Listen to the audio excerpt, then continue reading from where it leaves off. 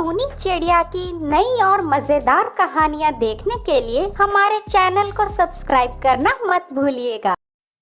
सुंदरवन जंगल में बंटी और कालू नाम के दो किसान भाई रहते थे। बंटी का बड़ा भाई कालू कौआ बहुत ही लालची था। धोखे से उसने अपनी माँ से सारी जमीन अपने नाम करवा ली। एक दिन कालू अपने भाई से कहता है, बंटी, माँ ने सारी जमीन मेरे नाम कर दी है, लेकिन तू मेरा छोटा भाई है, मुझे तुझ पर दया आ रही है। ऐसा कर, तू जंगल के बाहर वाली जो जमीन है ना, उस पर खेती कर ले। लेकिन भैया, ये तो नाइंसाफी है। माँ ने तो मुझसे नहीं कहा कि उन्होंने सारी जमीन आपके नाम कर दी है। माँ ने तो कभी भी हम दोनों भाइयों में फर्क नहीं किया। बंटी, तुम्हें क्या लगता है कि तुम्हारे भैया झूठ बोल रहे हैं? ये देखो, हमारे पास ये सबूत भी है। तुम पर तरस खाकर तुम्हारे भैया जो जमीन दे रहे हैं, उस पर जाकर खेती करो और वहीं रहो। जितना जल्दी हो सके ये घर खाली कर दो। अब ये घर हमारा है। भैया, भाभी, ठंड का मौसम है, मैं अपनी पत्नी और बच्ची को लेकर कहाँ जाऊँगा? चलिए जी, इनसे बात करने का कोई फायदा नहीं। हम उसी जमीन पर झोपड़ी बनाकर रह लेंगे। बंटी अपनी पत्नी टूनी और बेटी चिंकी के साथ जंगल के बाहर वाली जमीन पर आ जाता है। एक दिन टूनी ने बंटी कबूतर से कहा, सुनिए जी, इस तरह कितने दिनों तक हम यूं ही बैठे रहेंगे? इस जमीन की मिट्टी लाल है। मैंने सुना है लाल मिट्टी में आलू की अच्छी खेती होती है। क्यों ना हम भी आलू की खेती करें? तुम ठीक कह रही हो टूनी, मैं भी यही सोच रहा था कि इस खेत में क्या उगाऊं। मैं अभी बाजार जाकर आलू के बीज खरीद कर लाता हूँ। अरे, आप तो आलू के बीज लाने वाले थे, पर अभी तक गए नहीं। टूनी, मेरे पास बीज खरीदने के लिए बिल्कुल भी पैसे नहीं हैं। समझ नहीं आ रहा कि क्या करूँ। जी, मैं तो कहती हूँ आप गांव के मुखिया से थोड़े पैसे उधार ले लीजिए। फसल बेचकर पैसे लौटा देना। हाँ, यही सही रहेगा टूनी। बंटी कबूतर गांव के मुखिया से कुछ पैसे उधार ले लेता है और बाजार जाकर आलू के बीज खरीद लाता है। फिर वह उन बीजों को अपने खेत में बो देता है और उस फसल की खूब देखभाल करता है। कुछ ही हफ्तों में बंटी की आलू की फसल तैयार हो जाती है, जिसे देखकर दोनों पति पत्नी बहुत खुश होते हैं। अजी, फसल तो बहुत अच्छी हुई है। बस 1-2 दिन में सारे आलू इकट्ठा करके बाजार में बेच देना। जब कालू कौआ और उसकी पत्नी को ये बात पता चली तो उन्हें बहुत जलन हुई। देखते ही देखते बंटी आलू की खेती करके धनवान हो गया और अपने परिवार के साथ खुशी खुशी रहने लगा। बहुत समय पहले सुंदरवन नाम के घने जंगल में टूनी चिड़िया अपने 2 बच्चों के साथ रहती थी। बारिश का मौसम चल रहा था। एक दिन उसकी छोटी बेटी चिंकी उससे कहती है, माँ, दीदी ने मेरे पैसे छीन लिए। मुझे मेरे पैसे वापस दिला दो। पहले तो मुझे ये बता कि तेरे पास पैसे कहाँ से आए? जब तू सुबह स्कूल गई थी तब मैंने तो तुझे पैसे नहीं दिए थे। मम्मी, मैं आपको बताती हूँ।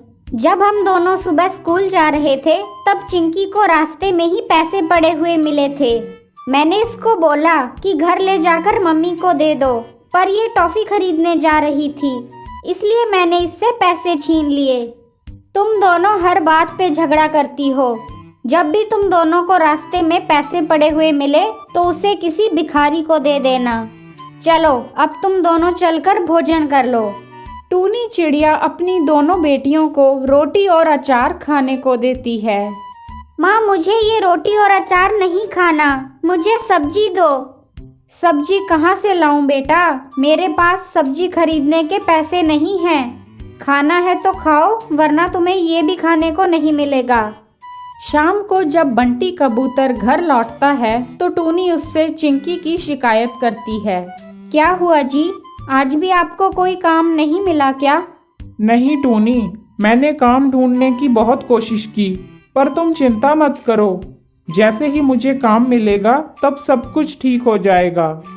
अगले दिन बंटी अपने दोस्त कालू कौवे के पास जाता है। कालू भाई, अगर तुम्हारे पास मेरे लिए कोई काम हो तो बताना, मुझे काम की सख्त ज़रूरत है। अरे यार, तूने आने में देरी कर दी। मैंने एक पक्षी को कल ही काम पर रख लिया है। अगर कोई काम होगा तो मैं तुझे ज़रूर बताऊंगा। इस तरह कुछ दिन बीत जाते हैं। एक दिन टूनी की सहेली मीनू उसके घर आती है। अरे टूनी, क्या बात है? आजकल तो तूने मुझसे मिलना जुलना ही छोड़ दिया है। अरे मीनू, क्या बताऊं, मैं बहुत परेशान हूँ। बंटी जी को कहीं भी काम नहीं मिल रहा है, घर का राशन भी खत्म हो चुका है। टूनी बहन, तू इतनी परेशान है, तू एक बार आकर मुझे बताती तो सही। तू मुझे बिल्कुल अपना नहीं समझती। ऐसी बात नहीं है मीनू, तुझे तो पता है इस बरसात के मौसम में कहीं भी आना जाना मुश्किल हो जाता है। अच्छा, तो फिर ये ले बरसाती अंगूर। मैंने अंगूर की खेती शुरू की है, सोचा इसी बहाने तुझसे मिल भी लूँगी और अंगूर भी दे दूँगी। मैं तो कहती हूँ तू भी अंगूर की खेती करना शुरू कर दे, बहुत प्रॉफिट है इसमें। और तो और इसमें खेत की भी कोई ज़रूरत नहीं। तुम अपने आंगन में पेड़ के नीचे खाली पड़ी ज़मीन में इसके बीज बो देना, बाज़ार में इसकी बहुत डिमांड है। टूनी अपनी सहेली मीनू की बात मानकर अंगूर की खेती करना शुरू कर देती है। जल्द ही उसके अंगूर तैयार हो जाते हैं। फिर टूनी और बंटी अंगूर तोड़कर बाजार में अच्छे दाम पर बेच देते हैं और अच्छे पैसे कमाते हैं। देख रहे हो जी, अंगूर की पहली फसल बेचकर हमें कितनी अच्छी कमाई हुई है। इस तरह टूनी अंगूर की खेती करके खुशी खुशी अपने परिवार के साथ रहने लगती है। बंटी भैया, ओ बंटी भैया, इस बार कौन सी सब्जी उगाने का इरादा है? अरे नहीं कालू भैया, इस बार मैं कोई सब्जी नहीं लगाऊंगा, बल्कि मैं जामुन की फसल लगाना चाहता हूँ। सुना है आजकल जामुन की अच्छी कीमत मिल जाती है बाजार में, क्योंकि जामुन से कई तरह की दवाइयाँ भी बनने लगी हैं। अच्छा, ऐसी बात है। वैसे तुमने बीज खरीद लिया क्या? नहीं कालू भैया, अभी तक मैंने बीज नहीं खरीदा। किसी अच्छे भरोसेमंद दुकान से बीज खरीद कर लाऊंगा। तुम्हारी पहचान में कोई अच्छी दुकान हो तो बताओ। अरे वाह बंटी भैया, भूल गए क्या? मैंने राजू के साथ मिलकर पार्टनरशिप में बीज की दुकान खोली है। तुम जामुन के बीज वहीं से खरीद लेना। तो फिर ठीक है कालू भैया, कल आप अपनी दुकान से मेरे लिए जामुन के बीज ले आइएगा।